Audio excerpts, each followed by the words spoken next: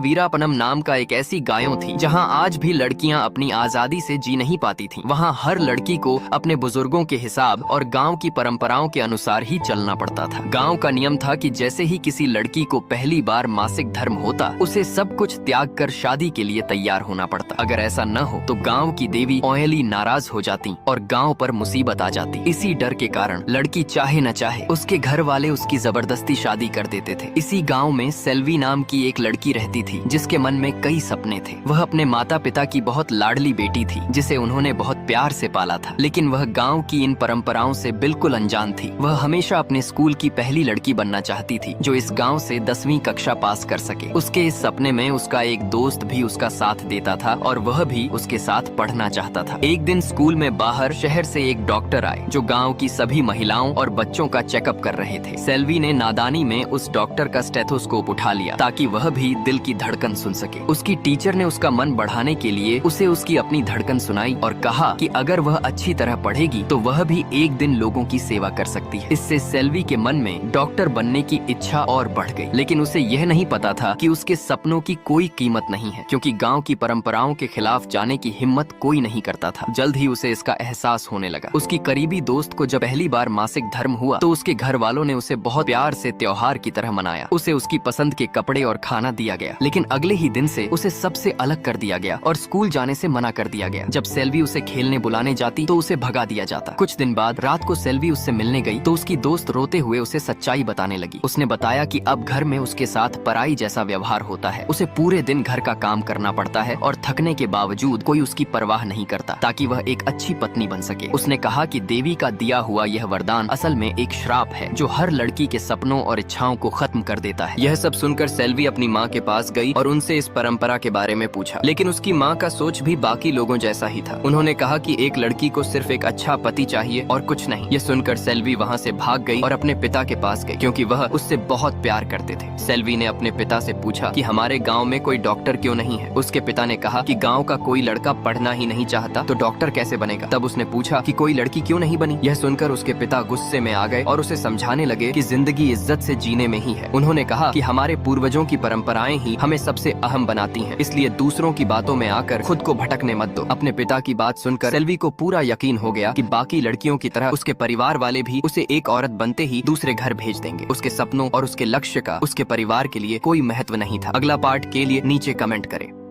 Tamil Nadu